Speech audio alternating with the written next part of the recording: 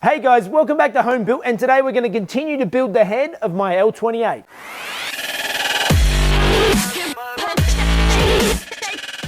So as many of you would have seen last week, I couldn't complete the top of the head because I was actually missing a dowel, which I've now ordered, and I have a replacement dowel for this last cam tower.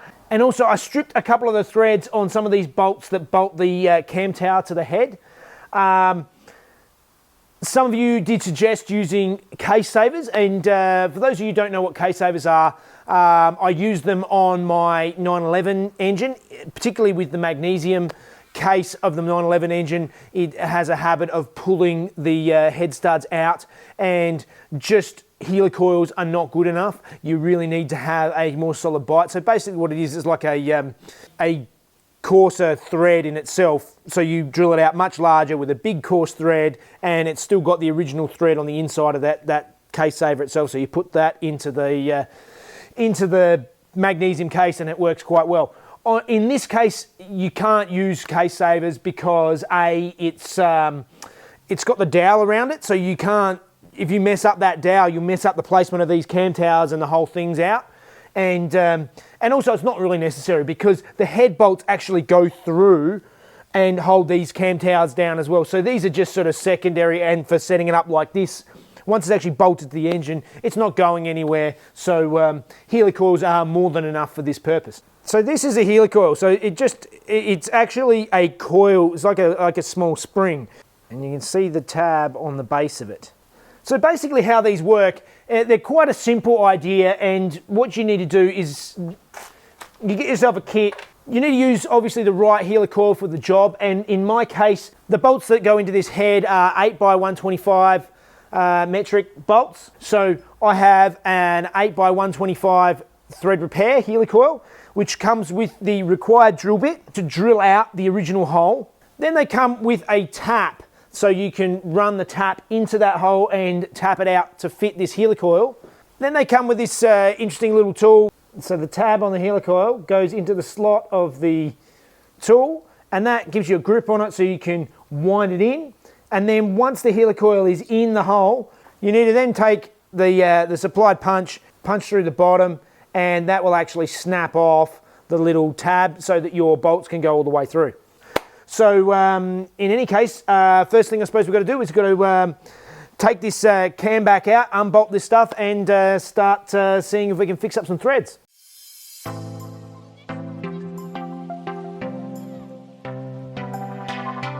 All right, I've gone through and had a look at my head. I've removed these towers. This last tower has torqued down correctly, so I'm leaving that where it is.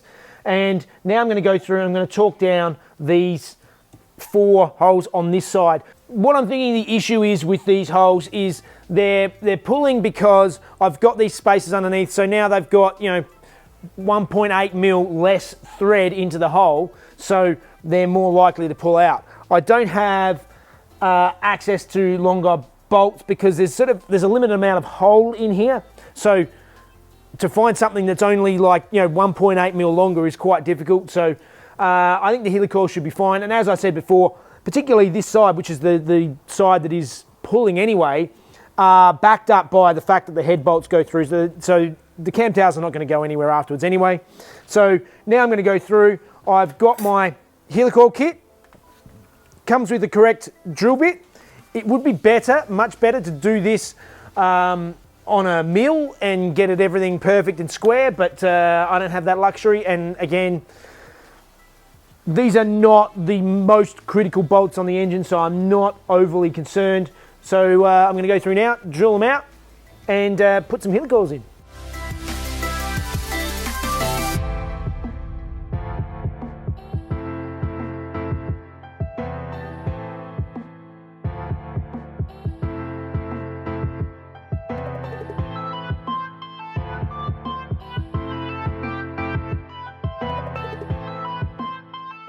All right, that was much more difficult than it needed to be. Basically, I used this tool. The trouble that I found, and I didn't realise, is because these holes taper down the bottom, I wound the helicoil in, and this end pinched close on top of the little tab in the helicoil, and I could not get this thing out. It was such a nightmare.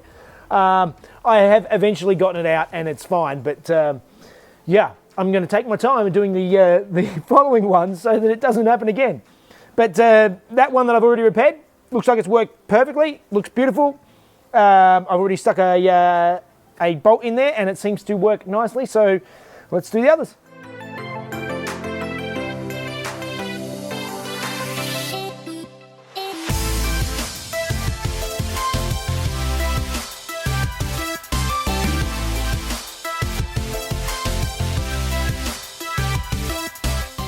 Okay, now I've repaired the threads, I've put the shims back in, put the towers on, all the dowels are in, so it's all lined up. I'm going to go over it again and put some assembly lube back into these cam towers, just so that there's definitely plenty of lubrication on the nice new cam I've got there.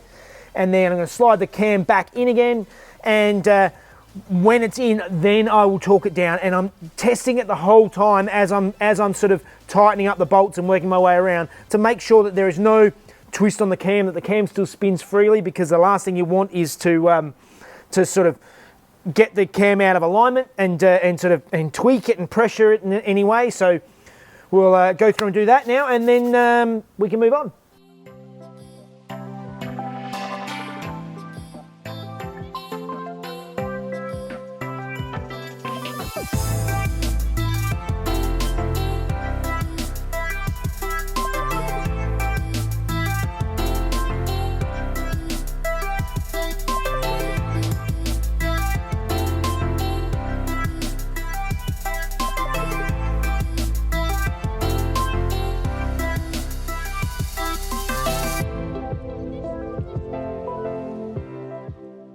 Okay, moving right along, I installed the thrust plate on the end of the cam, which basically locks the cam in from moving out this way, and then the sprocket onto the cam, which stops the cam moving that way, so the cam doesn't, slip out of its center. I've just sat the sprocket on the end for now. I need to adjust the cam timing later.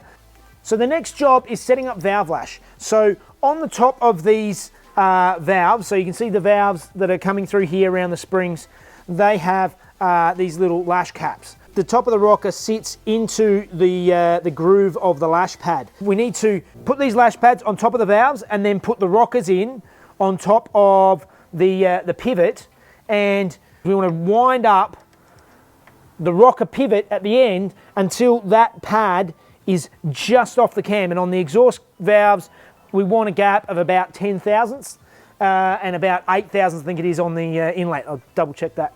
So what I've done now is on the top of the lash pad and on the wipe area of the rocker arm is I've put a bit of bearing glue, because what we want to do is when these lash pads pivot and push the top of the cam down, it obviously wipes on the end of this rocker arm and it wipes on the top of the lash pad. And what we want to make sure of is that we get a nice wipe in the center of the rocker arm and also in the center of the lash pad. You don't want it sort of pushing too much on one side or too much on the other side. You want it just a nice wipe right through the guts. So now I'm going to go through, install these, set my valve lash, turn the cam over a couple of times to get it to go through its motion and push the valves open and closed, and then pull them out again and check to make sure the wipe patterns are centered in the lash pad and also in the on the tip of the rocker arm, and we should be good to continue on.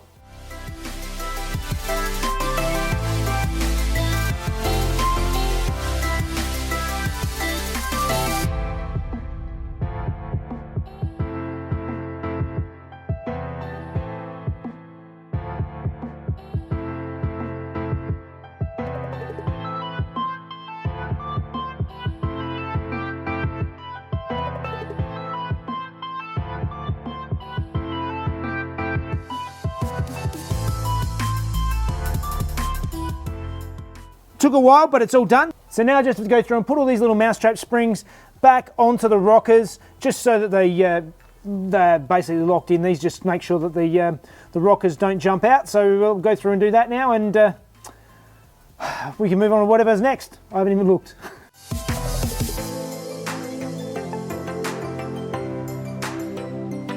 All right, that is really exciting. The head is done. It is all assembled. It is ready to go.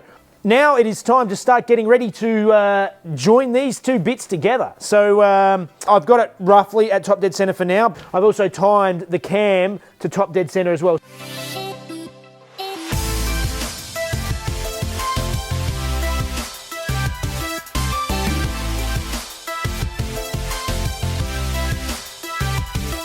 Okay, so we now have the head on the block, and this is where it's going to stay. Now, the next step is where I vary a little from the book. Is these are the original head studs. So they had this sort of, I think it's a 10 or 12 mil Allen key bolt, Allen key head on it, and these are bolts that go into the block. I have gone and bought myself a set of brand new ARP head studs, and I didn't realise until I opened the box, it makes perfect sense, that these are actually studs. So they are threaded on either end, and they come with a washer and a nut to go on them. They're for the L28 engine, and by the instructions of the head studs, they wind in by hand into the block, hand tight, and then the torque is done on the top bolt. Now, they also mentioned that if you want it semi-permanent, you can use some thread locker. I've decided that I am going to use a bit of blue thread locker on there.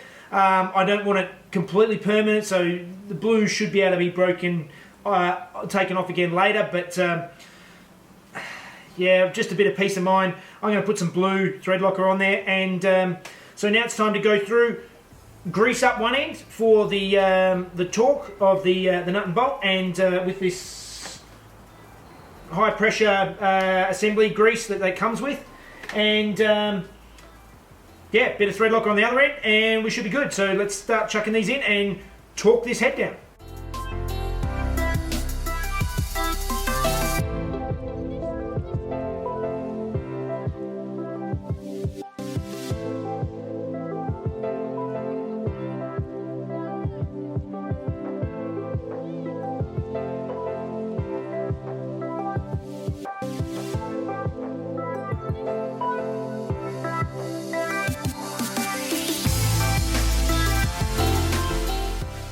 Alright, we have the head on the engine. It's all bolted down, it's all ready to go. I've stuck some tape over the ports on this side just so that nothing goes in there. Now the engine's sealed up. I don't want any random nuts or bolts or anything ending up in the engine, so that's sealed up. And I just stuck the old spark plugs back in on the other side so that they, again, seal up the cylinder so nothing gets in there.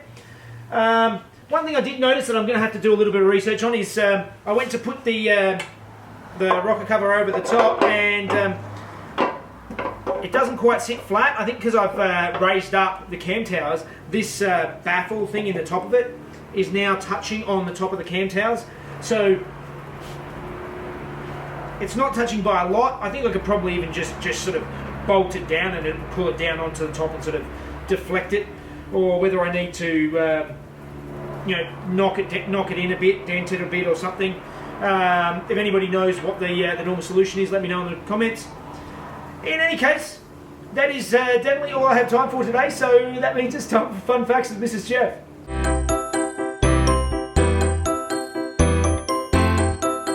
Hey guys, 1969 at the Hardy-Ferodo Bathurst 500 saw the introduction of Australia's most iconic muscle car, the Ford Falcon GT HO. The Phase 1 GT HO was a 351 V8 with upgraded suspension, and at Bathurst it was fitted with race tyres. Holden's reply was to upgrade the Monaro GTS 327 to a GTS 350. Colin Bond and Tony Roberts managed to hold out the Falcons to take Holden's second ever victory. 1969 was also the year the Aussie racing legend Peter Brock raced at Bathurst for the first time for what was the semi-official Holden racing team. Alright guys, and we have another episode of Mail Time. And for those of you who haven't seen this before, basically it's where I encourage you guys to send me in something from your part of the world. Doesn't have to be car related, just anything from where you are watching from, and I'll stick it up here on my sticker wall and just have a look. And I've got some trinkets and things that we've been sent through, and today I have a package, Reno, Nevada, United States. Let's have a look.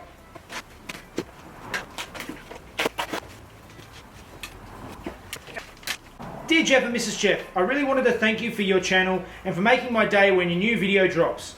Your willingness to tackle all set aspects of a car build is very inspirational and has helped me take on more aspects on my 1968 AMC AMX Pro Touring build. I don't know what that is, but I'm going to look it up. It's definitely not a car we got in Australia, so I'm going to have a look. I saw this the other day and thought it would be a cool thank you gift. As of today, the Datsun Z's colour of choice hasn't been revealed yet. No, it hasn't. So I hope this may help bring some inspiration, but if not, at least it's a good wall hanger for the shop.